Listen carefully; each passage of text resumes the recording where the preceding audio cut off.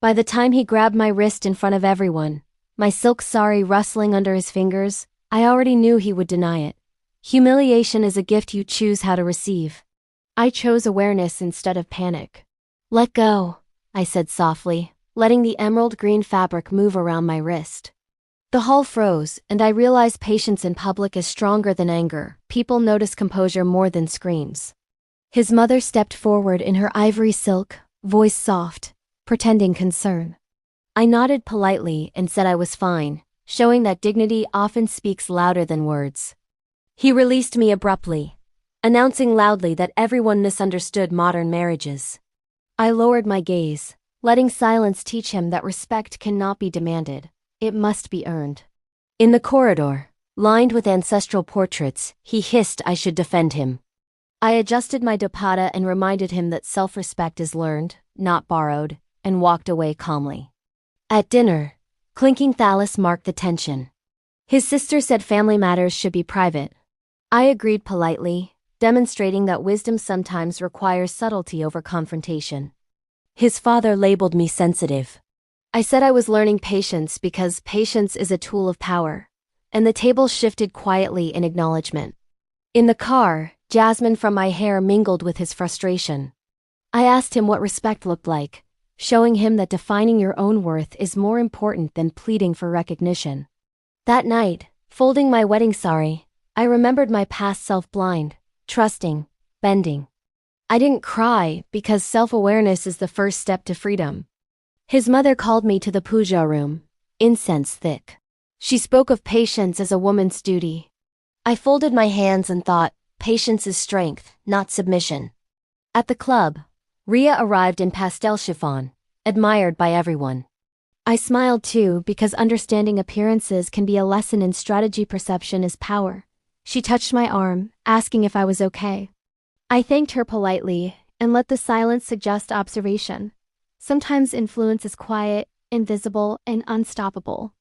Someone joked that wives need guidance. I remarked that guidance fails without integrity, demonstrating that moral authority cannot be imposed.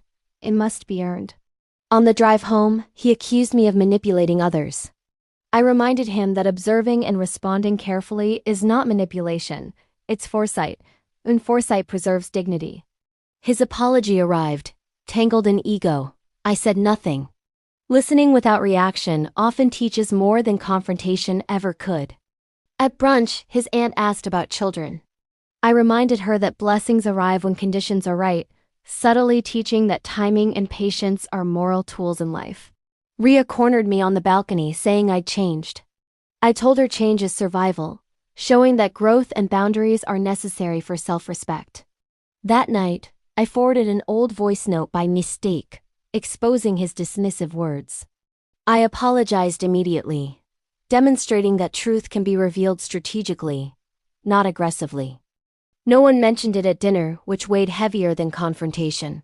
His father murmured about tone, proving that integrity often speaks in subtle increments. Privately, he begged me to explain. I reminded him that silence amplifies truth, teaching that restraint often teaches lessons louder than words. Ria called late, claiming responsibility. I told her she knew him best, and even indirectly, accountability teaches morals stronger than excuses. She explained herself to his mother too quickly. Innocence cracks when responsibility is ignored, reminding everyone that moral consistency matters more than charm. At a temple event, barefoot on marble floors, elders praised my composure. I realized self-control earns respect and often changes dynamics more than confrontation.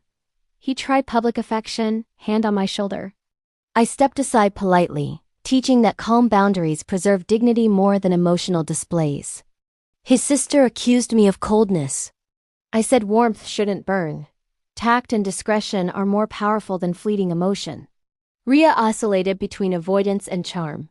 People noticed her inconsistency before her mistakes, showing that reliability and integrity are the true currencies of respect.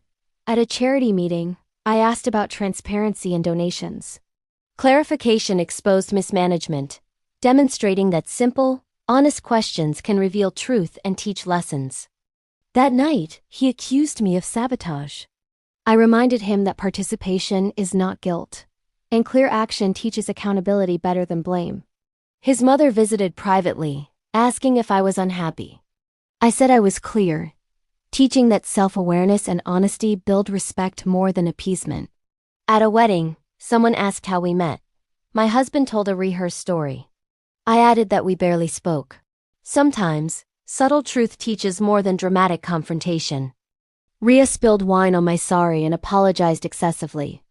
I offered calm assurance, showing that grace in response to chaos teaches morality and self-control. Rumors spread slowly, like quiet rivers. Observation and listening become instruments of influence, teaching that subtle strategy often outpaces emotion. My husband snapped at staff. No one laughed it off. Respect and authority crumble when composure demonstrates moral standing silently. He cried at night, promising change. I told him wanting isn't doing, demonstrating that intentions are meaningless without action. At a family council, his father admitted past mishandlings. I stayed silent, letting truth land without interference, a lesson in the power of restraint. Ria tried claiming innocence. I suggested letting truth settle first, teaching that honesty outweighs appearances in measuring character. She lost her position quietly. Absence and accountability are more instructive than confrontation. My husband began defending himself preemptively. People noticed defensiveness.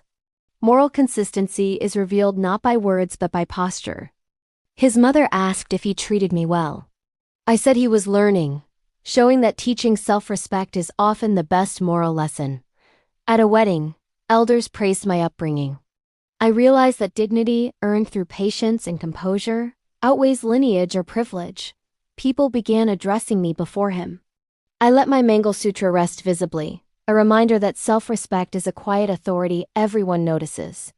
His mother asked my opinion on seating arrangements. I answered carefully, showing that measured speech and observation teach respect faster than confrontation. Ria stopped calling, and absence became her lesson. Silence teaches morals subtly when words fail. At a fundraiser, elders praised my calm. Admiration can shift without drama. Integrity is more influential than theatrics. He tried controlling my movements. I answered honestly but minimally, teaching that transparency paired with boundaries builds respect.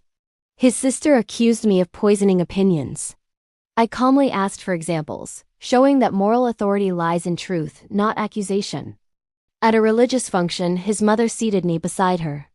I complied, showing that dignity sometimes involves patience and careful observation. People confided grievances in me. Listening silently can guide moral lessons without confrontation. Ria attempted reconciliation publicly. I smiled but noted that transparency now mattered. Moral clarity cannot be bypassed. He accused me of turning people against him. I reminded him that silence amplifies truth, teaching that self-control influences perception more than arguments. At a board meeting, I asked a procedural question that revealed mismanagement. Simple honesty teaches morals without drama. His father requested documents he'd never asked for before. Authority shifts quietly, reminding us that accountability matters more than titles. Ria lost responsibility quietly. Grace under pressure shows the power of composure over panic. He defended himself preemptively in conversation. Moral credibility is observed, not demanded. His mother asked if he treated me well. I said he was learning, showing patience teaches lessons subtly. At a wedding, elders praised my parents. Respect is not inherited, it is earned. Ria cried, blaming misunderstanding. I stayed silent. Consequences teach morality better than excuses. He asked when I would forgive him. I asked what forgiveness would change. Boundaries are the truest moral measure. His father admitted mistakes privately. I thanked him quietly, letting moral responsibility rest where it belonged. At a temple visit, he walked behind me. Respect is shown in action, not words. Ria's reputation softened into caution. Integrity lost cannot be regained through charm alone. He tried jealousy. I acknowledged calmly. Morals are shown through self-possession, not retaliation. His sister suggested therapy. I agreed. Accountability requires action, not excuses. He contradicted himself publicly. I said nothing. Lessons often arrive through consequence. Ria was excluded quietly. Absence can teach morality better than confrontation. He apologized publicly. I accepted politely, demonstrating that grace strengthens moral authority. His mother asked about my independent plans. I answered carefully. Showing self-respect is a daily practice. At a charity gala, I considered leadership. Integrity and discernment guide moral influence, not titles. Ria tried explanations. I told her they were unnecessary. Accountability is its own lesson. He accused me of abandoning him emotionally. I reminded him that emotions require safety. Moral lessons require courage. His father reorganized responsibilities. Authority alone does not teach morality. Action does. At prayer, I stood calm. He fidgeted. Morality is observed more in demeanor than speeches. Ria stopped attending gatherings. Silence communicates consequences better than words. He asked if I planned to leave. I said I would remain honest. Moral courage is permanent. His mother apologized. I accepted without warmth, teaching that sincerity is measured, not felt. At a public event, I was introduced first. Timing and order reveal influence more than applause. Ria's name became cautionary. Lessons in morality are remembered quietly. He raised his voice. I packed a bag calmly. Calm and preparation often teach the hardest lessons. He begged. I listened politely.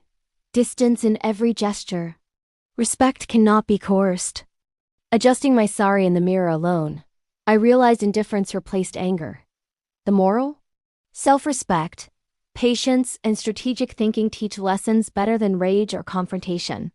Stand firm, speak truth subtly, and let your actions teach your life is the ultimate teacher. Now ask yourself, where can you assert your calm, your boundaries, your dignity today? Start there.